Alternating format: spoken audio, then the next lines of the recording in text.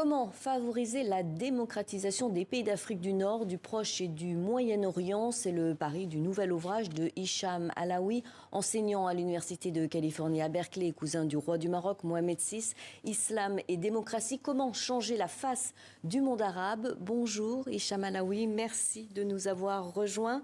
Dans votre livre, vous analysez l'évolution politique de deux pays après les printemps arabes, celui de l'Égypte et de la Tunisie, pays où a débuté le printemps arabe fin 2010. Selon vous, ces deux pays ont réussi leur transition démocratique ou c'est un échec? Bonjour madame et merci pour votre invitation. Ces deux pays ont eu des trajectoires totalement différentes. La Tunisie a réussi relativement, mais a échoué ensuite à instaurer une démocratie. Quant à l'Égypte, elle a carrément échoué. Oui, parce que pour la Tunisie, il y a eu l'arrivée de Kais Saïed.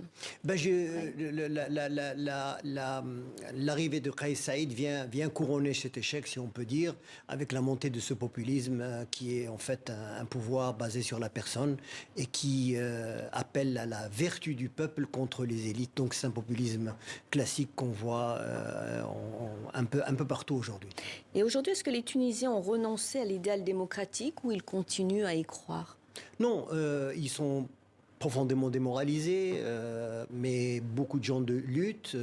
D'autres générations viendront, des générations biologiques, pas biologiques, mais politiques, je pense. Ça n'attendra pas une génération, mais parce que les problèmes restent les mêmes. L'État peine à résoudre les problèmes, les inégalités, l'injustice, etc. Donc c'est les mêmes éléments dans une formule combustible qui existe partout dans la région. Donc c'est un problème qui se reposera.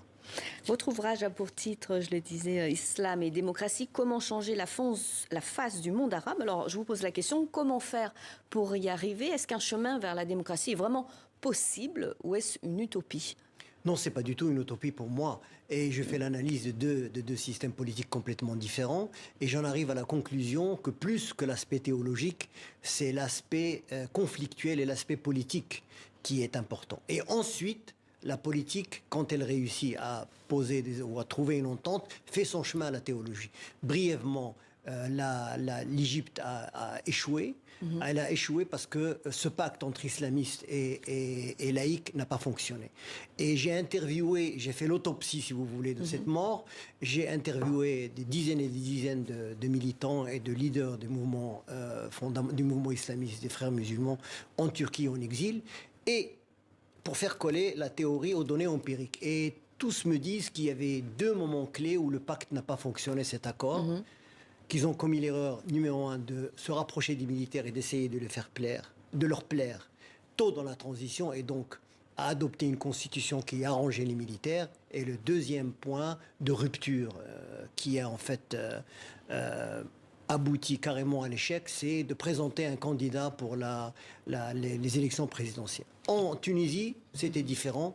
Il y avait deux moments où le pacte a fonctionné. Un, où Ranouchi a accepté un référentiel plus ouvert de l'islam dans la Constitution, et deux, où il a accepté certaines concessions institutionnelles. De séparer la politique? Non, au-delà de ça, c'est-à-dire à accepter que les membres de l'ancien régime, qui n'avaient pas de sang sur les mains, viennent participer donc à la transition. Donc voilà. Et quels sont les principaux obstacles à la démocratie dans ces pays, justement, et quelles leçons tirer du passé? Ce n'est pas, contrairement à ce que l'on pense, ce n'est pas l'islam, combien même l'islam peut poser un problème, c'est l'interprétation historique à un certain moment d'un islam, d'un type d'islam, que les politiques de lecture des textes qui pose un problème. C'est pas l'islam en lui-même, il n'y a rien d'essentiel, il n'y a rien dans l'essence de l'islam qui empêche ça. Mais il y a d'autres données. Il y a le fait que les gens ne profitent pas d'un développement économique soutenable, leur donnant une autonomie. Il y a la rente pétrolière, il y a les conflits, il y a des ethnies, il y a toutes sortes de problèmes. Et on a tendance, et surtout en France, à mettre tout ça dans la rubrique islam. Il y a quelque chose dans notre ère et dans notre culture qui fait que c'est pas possible. Et je suis en désaccord avec ça. Il y a une poussée d'autocratie dans le monde, avec notamment le retour de Donald Trump à la Maison-Blanche aux États-Unis, en Europe, le Premier ministre Viktor Orban, en Hongrie, une succession de juntes militaires en Afrique. Sont-ils des menaces pour la démocratie, la paix, les libertés? Écoutez, la démocratie a déjà connu de régressions dans le passé, mais cette fois-ci, la régression est plus sérieuse. C'est plus qu'une érosion. Une érosion, on pourrait dire même, c'est une récession sérieuse. Et le populisme est la forme autocratique, celle qui vraiment défie le plus la monarchie, la démocratie. Sur ces plateaux, on m'a souvent parlé de monarchie marocaine, etc. Donc j'ai fait ce lapsus. Alors, oui, mais ça reste le même problème. Le populisme peut se greffer sur le mécontentement, peut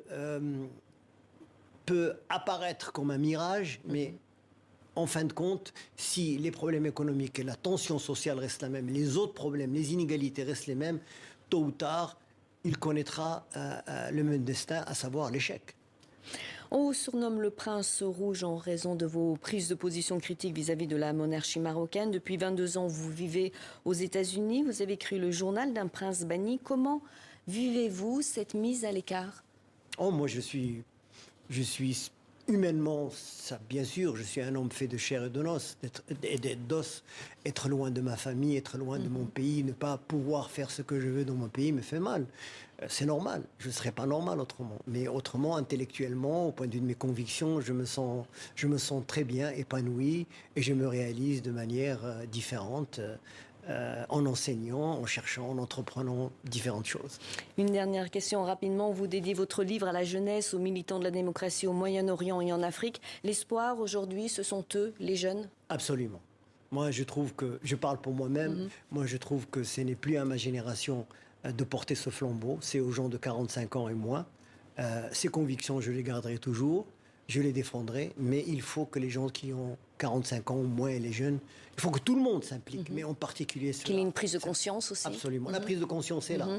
Et donc, tout simplement, c'est ce qui manque, c'est l'organisation. C'est construire des coalitions et étendre leurs racines dans la société. C'est ce qui manque. Mais c'est ce qui arrivera, vous le pensez? Je crois dans la direction de l'histoire. Merci beaucoup Hicham Alaoui pour cet entretien. Je rappelle que vous êtes l'auteur de ce livre Islam et démocratie, comment changer la face du monde arabe, qui vient de paraître aux éditions du Cherche Midi. Merci beaucoup pour votre présence sur TV5 Monde. Merci.